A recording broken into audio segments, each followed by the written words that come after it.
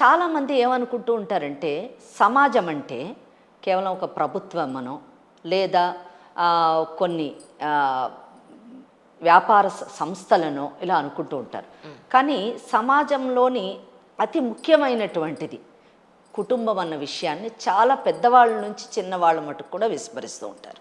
అనేక కుటుంబాలు కలిసి ఒక సమాజంగా మారుతూ ఉంటుంది. ఆ కుటుంబం అన్నది సరిగా లేనప్పుడు ఆ సమాజం కూడా సరిగా ఉండేటటువంటి అవకాశం లేదు. ఇప్పుడు మీ ప్రశ్నకు వద్దాం.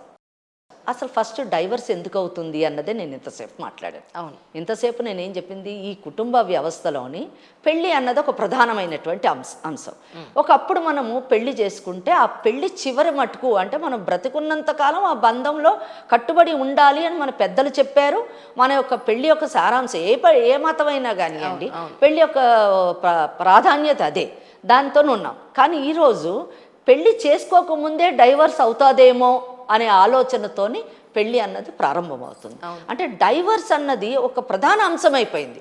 పెళ్ళిలోనే ఒకప్పుడు వీళ్ళిద్దరూ కలిసి ఉంటారు, వీళ్ళ వలన కుటుంబం ఎక్స్టెండ్ అవుతుంది. అంటే వీళ్ళ పిల్లలు ఇలా కుటుంబము ఆ తరతరాలుగా ఆ సాంప్రదాయం కొనసాగుతుంది అన్న ఆలోచనతో పెళ్ళి అన్నది ప్రారంభమయ్యి ఈరోజు పెళ్ళి అన్నది ఒక 4 రోజులు ప్రయాణమై విడాకులు అన్నది ఒక ప్రధానమైనటువంటి అంశంగా మారిపోయింది. సో ఇక్కడ విడాకులు ఎందుకు అవుతున్నాయి అంటే దానికి మళ్ళీ అనేక కారణాలు, అంటే చట్టం చెప్పినటువంటి కారణాలు, విడాకులు ఏ సందర్భంలో తీసుకోవచ్చు అని చట్టం చెప్పినటువంటి కారణాలు ఒక వంతైతే, సామాజిక పరంగా ఎందుకు విడాకులు అవుతున్నాయి అన్నది చాలా పెద్ద సబ్జెక్ట్. అనేక కోణాల నుంచి చూడవలసినటువంటి అంశం ఇది. అంటే సామాజిక పరంగా, ఆర్థిక పరంగా, అలాగే మన సాంస్కృతిక పరంగా కల్చరల్ డిఫరెన్సెస్ కూడా సమ్టైమ్స్ కారణాలు అవుతుంటాయి.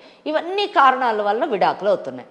మరి అటువంటి విడాకుల గురించి అంటే ఒక దంపతులు ఏ కారణం గురించన్నా కానివ్వండి, వాళ్ళ మధ్యన వచ్చినటువంటి వివాదాలు, గొడవల వలన కోర్టు మెట్లు ఎక్కినప్పుడు, చట్టాన్ని ఆశ్రయించినప్పుడు విడాకులు అన్నది వాళ్ళు వేసుకోవడం జరుగుతుంది. విడాకులు కావాలి అని కేసు వేసుకుంటారు.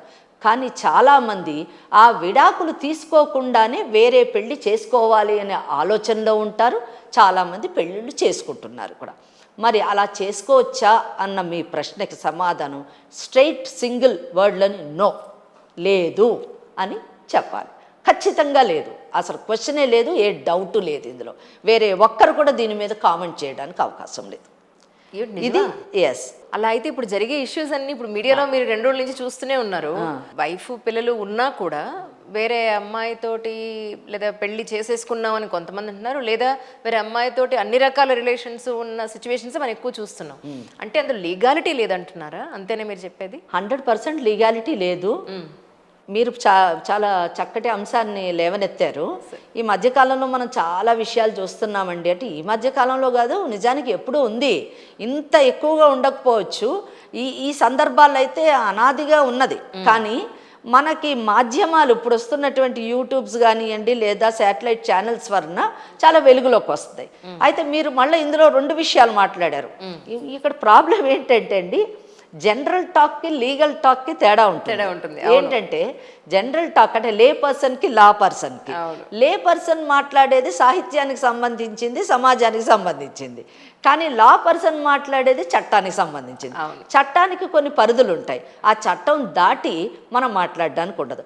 ఫలానా కేసు, ఫలానా ఒక క్రైము, అఫెన్సు ఏ సెక్షన్ కింద పడుతుందంటే ఆ సెక్షన్ గురించే మాట్లాడాలి. అంతేగాని మనం ఒక సెక్షన్ ఒకటి ఎక్కువ చెప్పుకోవాలి, ఒకటి తక్కువ చెప్తే అది వీలు కాదు. అంటే నేను ఏది మాట్లాడినా కానీ అది చట్ట పరిధిలోనే మాట్లాడవలసి ఉంటుంది. చట్టాన్ని దాటి నా ఇష్టానికి అనుకూలంగా మాట్లాడడానికి లేదు. ఇక్కడ మీరు 2 విషయాలు లేవనెత్తారు కాబట్టి ఈ మాట ఎత్తాను.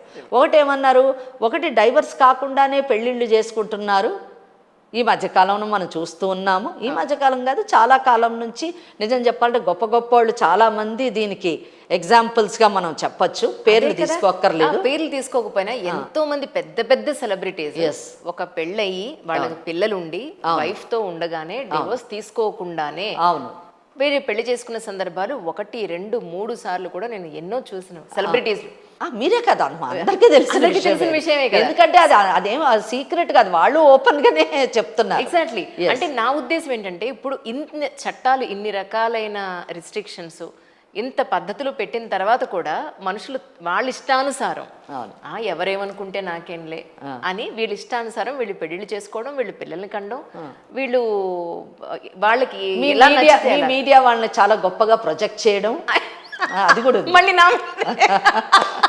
అంటే నేను అనేది ఏంటంటే ఇక్కడ ఎవరిని తప్పు పట్టడం కాదు, మనము ఇటువంటి విషయాల్లో జాగ్రత్తలు తీసుకుంటే ఏమవుతుందంటే రాబో కాలంలోని మనము ఇటువంటి అరికట్టడానికి అవకాశం ఉంటుంది.